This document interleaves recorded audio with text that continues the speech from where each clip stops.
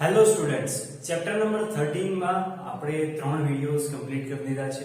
હવે આજના લેક્ચરમાં આપણે એ જોઈશું કે જો શરીરમાં રોગ થાય છે, બરોબર, તો કેવી રીતે આપણે એને દૂર કરી શકીએ અને રોગ થવાનો હોય એની પહેલા આપણે કેવી રીતે બચી શકીએ છીએ, કયા ઉપચાર આપણે કરવા જોઈએ, બરોબર.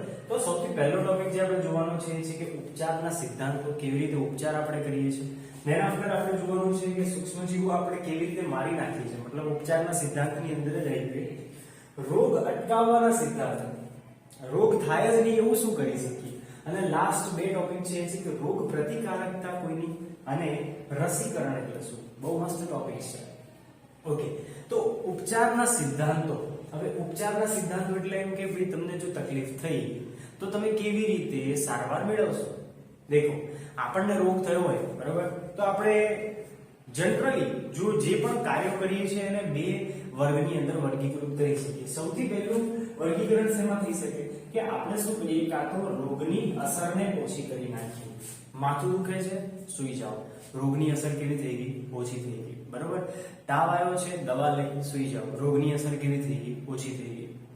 આપણને કઈ ગમતું નથી તો આરામ કરો, રોગની અસર ઓછી થઈ ગઈ. તો નંબર 1 મેથડ શું છે કે ભાઈ રોગની અસરને આપણે શું કરીએ છીએ, ઓછી કરીએ છીએ. અને બીજું શું છે કે ભાઈ રોગનું જે કારણ હોય ને એને જ કમ્પ્લીટલી નાશ કરી નાખો. જે સૂક્ષ્મજીવો આપણા શરીરમાં ગયા છે ને એને જ શરીરની બહાર કાઢી નાખીએ, એને મારી નાખીએ, તો કેવું રહેશે, બેસ્ટ રહેશે. કે રોગના કારણને આપણે શું કરી શકીએ છીએ, નાશ કરી શકીએ છીએ. કે ઇન કેસ માની લો આપણને તાવ આવ્યો હોય, ઉધરસ થઈ હોય, તો આપણે શું કરીએ છીએ કે દવા લઈ અને શું કરીએ, આરામ કરીએ. શરદી થઈ હોય તો દવા લીધી, રાત્રે એકદમ ફૂલ આરામ કર્યો, દવાના લીધે શું થયું કે જે સૂક્ષ્મજીવો હતા એ મરી ગયા. સાથે સાથે આપણે શું કર્યું કે આરામ કર્યો. આરામ શા માટે કર્યો? હવે તમે કાર્ય કરીએ તો કાર્ય માટે શું જોઈએ, ઉર્જા જોઈએ. ઉર્જા આપણી વપરાય તો આપણને સાજા થવા માટેની જે શક્તિ છે એ મળે નહીં. તો જ્યારે બી આપણે દવા લઈએ છીએ, દવા પછી આપણે જ્યારે આરામ કરીએ છીએ તો એનાથી શું થાય છે કે આપણી ઉર્જા બચેલી રહે છે, સ્વસ્થ બનાવવામાં ઉપયોગી થાય છે. જે પણ નુકસાન થયું છે આપણી બોડીને, એ નુકસાનને ભરપાઈ કરવામાં આપણી એ ઉર્જાનો ઉપયોગ થાય છે. તો આપણે ઉપચારના સિદ્ધાંતો કયા છે, બે છે. ઉપચાર કેવી રીતે લઈ શકીએ છીએ, કઈ રીતે સાજા થઈ શકીએ છીએ, કહેવાનો મિનિંગ મારો એટલો છે કે કાં તો આપણે શું કરીએ છીએ કે રોગની અસર જે હોય છે એને ઓછી કરી નાખીએ છીએ, અથવા તો રોગના જે કારણો છે એને જ સંપૂર્ણ રીતે નાશ કરી દઈએ છીએ. રોગની અસર આપણે કઈ રીતે અને કયા કેસીસમાં ઓછી કરીએ કે ભાઈ માઇનોર કંઈક બીમારી આવી છે, માથું દુખ્યું, બરોબર, શરદી ઉધરસ થઈ, તો જનરલી દવા લેવાનું હું તો પ્રિફર નથી કરતો. એ આરામથી થઈ જાય, કારણ કે દવાથી આપણું બોડી એક પ્રકારે યુઝ ટુ થઈ જાય પછી દવાને. તો નાની નાની બીમારીઓમાં દવા લેવી હિતાવહ નથી મારા મત મુજબ, બરોબર. હવે કે ભાઈ રોગની અસરને ઓછી કરીએ તો ભાઈ થોડો આરામ કરી લીધો તો ચલો, માથું દુખતું હતું, તાવ હતો, શરદી હતી, આરામ મળી ગયો, રોગની અસર કેવી થઈ ગઈ, ઓછી. આપણી ઉર્જા જે હતી કેવી વધી ગઈ અને આપણને સ્વસ્થ બનાવવામાં હેલ્પફુલ થઈ ગઈ.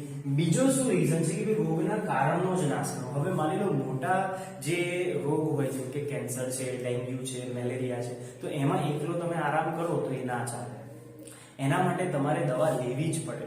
અને દવા લઈએ એટલે શું થાય, જે સૂક્ષ્મજીવો શરીરમાં દાખલ થયા છે એની બધી ક્રિયાઓ બંધ થઈ જાય. આવે છે નેક્સ્ટ ટોપિક એ જ છે કે એની જે ક્રિયાઓ હોય એ બંધ થઈ જાય. એટલે વન કાઇન્ડ ઓફ એમ તમે સમજી શકો કે એની જે વૃદ્ધિ છે એ બંધ થઈ જાય. ઓકે, તો રોગનું કારણ જે છે, જે કોઈ પણ સૂક્ષ્મજીવ છે એનો શું થઈ જાય, નાશ થઈ જાય. એટલે રોગના કારણનો નાશ એ વન ઓફ ધ બેસ્ટ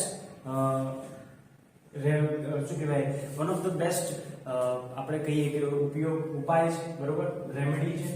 તો જ્યારે બી કઈ નાની મોટી આપણને બીમારી આવે તો આપણે શું કરીએ છીએ, દવા લઈ અને આરામ કરીએ છીએ. તો આરામથી શું થાય છે, આપણને ઉર્જા મળે, જેનાથી આપણે ઉપયોગમાં લઈ લઈએ છીએ સ્વસ્થ થવા માટે. હવે આ રોગના કારણોનો નાશ કરવાનો મિનિંગ શું થાય કે સૂક્ષ્મજીવોને આપણે કેવી રીતે મારી નાખીએ, કેવી રીતે મારી શકીએ છીએ. તો સિમ્પલ છે કે દવાઓનો ઉપયોગ કરો તો સૂક્ષ્મજીવો મરી જાય. બટ એકચ્યુઅલમાં શું થતું હોય છે, મેં લાસ્ટ વિડિયોની અંદર બી સમજાવ્યું હતું કે સપોઝ માની લો આપણા શરીરમાં બેક્ટેરિયા પ્રવેશ છે, બરાબર. હવે બેક્ટેરિયાની જે કામ કરવાની પદ્ધતિ છે એ આપણા શરીર કરતા કેવી હશે, એકદમ અલગ. તો આપણે જ્યારે દવા લઈએ તો એ દવા શું કરે કે જે પણ કોષની અંદર બેક્ટેરિયા હોય એ બેક્ટેરિયાની જે જૈવ રાસાયણિક પ્રક્રિયાઓ છે એને બંધ કરી દે. કારણ શું કે આપણા શરીર કરતા આખી અલગ પ્રક્રિયાઓ છે. તો બેક્ટેરિયાની જે જૈવ રાસાયણિક ક્રિયા છે એ બધાનો અંત આવી જાય. મતલબ કે જે વૃદ્ધિ થવાની હોય, વધારે પડતું નુકસાન થવાનું હોય એ અટકી જાય.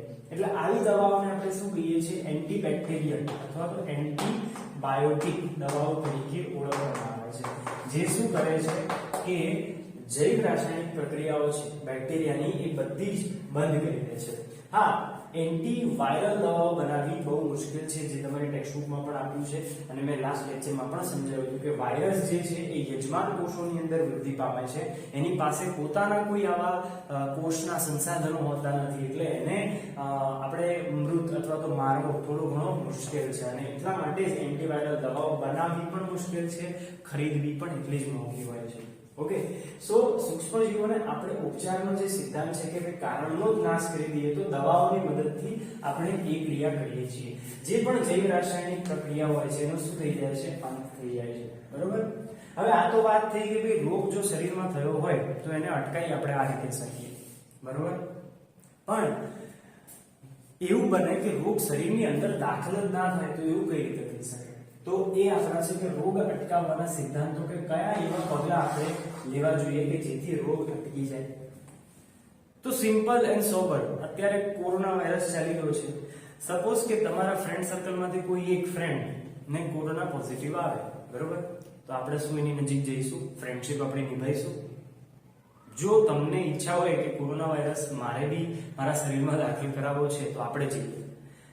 અમુક વાર શું થઈ જાય કે ચેતવણી બહુ જરૂરી છે, બરોબર? આપણે ધ્યાન બહુ રાખવું પડે. તો આપણે શું કરીએ? તો રોગીથી આપણે શું કરીએ? દૂર રહીએ.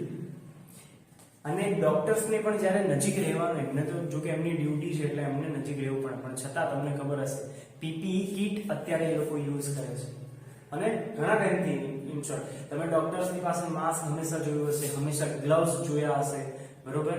એ કેમ એ લોકો એવું પહેરે? કારણ કે ઇન્ફેક્શન લાગવાના પૂરેપૂરા ચાન્સીસ છે. એ કોઈ ઓપરેશન કરે, કોઈ દર્દીને ટચ કરે તો શું થાય? એના જે જીવાણુઓ છે શરીરમાં દાખલ થઈ શકે છે ડોક્ટરના. તો હંમેશા એ લોકો દૂર તો નથી રહી શકતા, પણ એ બેક્ટેરિયા એમના શરીરમાં દાખલ ના થાય એના માટેના ઉપાયો કરે. ગ્લવ્સ પહેરવા, પીપીઈ કીટ પહેરવી, બરોબર? એની અંદર રહેવું. તો પહેલો ઓપ્શન શું છે કે આપણે રોગીથી દૂર રહીએ તો આપણને કોઈ જ રોગ થવાનો છે નહીં. અને જો આપણને ખબર હોય કે ભાઈ ફેલાવાની રીત કઈ છે કોઈ પણ રોગની, તો આપણે એના સામે રક્ષણ મેળવી શકીએ. એક એક્ઝામ્પલ લઈને સમજીએ કે કોરોના વાયરસ છે કઈ રીતે ફેલાય છે? હવા મારફતે, શ્વાસ મારફતે. તો આપણે શું કરશું? માસ્ક પહેરીને રાખશું.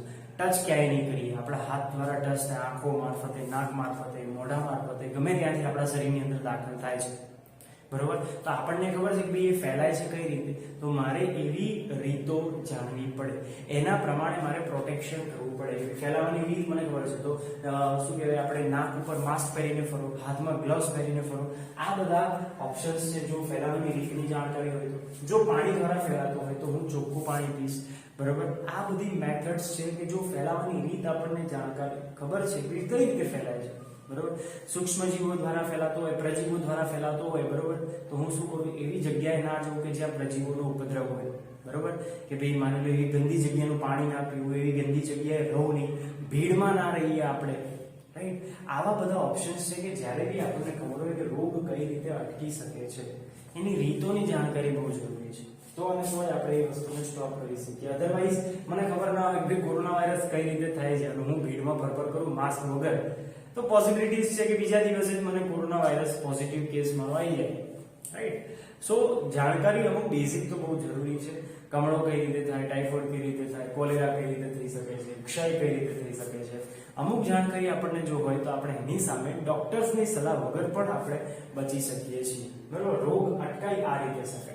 ઓકે, જાહેરમાં આપણે છીંક ખાઈએ તો એની આગળ રૂમાલ રાખો કે હાથ રાખો. અત્યારે તો સેનેટાઈઝરનો બી આપણે ઘણો બધો ઉપયોગ વધી ગયો છે છેલ્લા 1 વર્ષથી, કે સેનેટાઈઝર આપણે જોડે જ રાખીએ છીએ કે ગમે એવી છીંક આવે થોડા સમય આપણે શું કરીએ છીએ? હાથને સેનેટાઈઝ કરતા રહીએ છીએ, હાથને સાબુથી ધોતા રહીએ છીએ.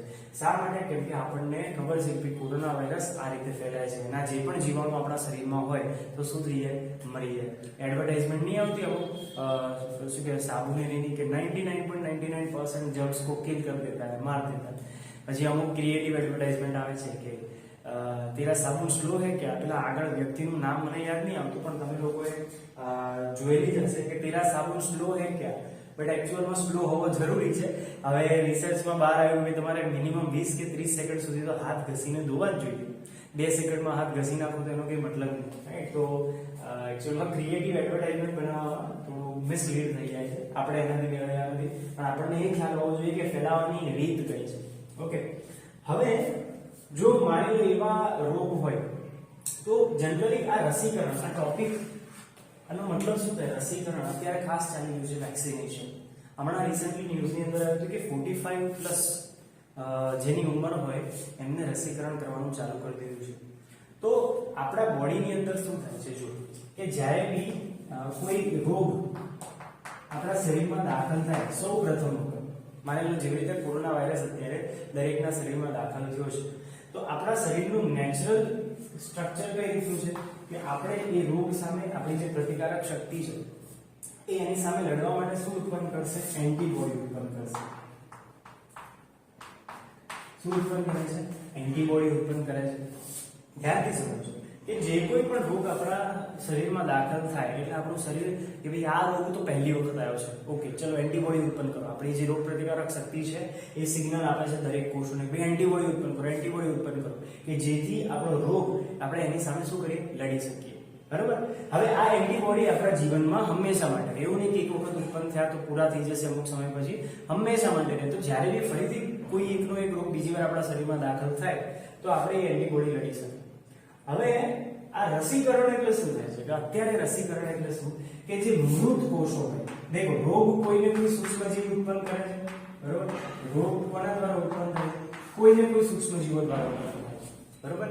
પણ આપણે રસીકરણ દ્વારા શું કરીએ છીએ? આપણી બોડીને ફૂલ બનાવીએ છીએ, ઇડિયટ બનાવીએ છીએ, એમ કહી શકીએ.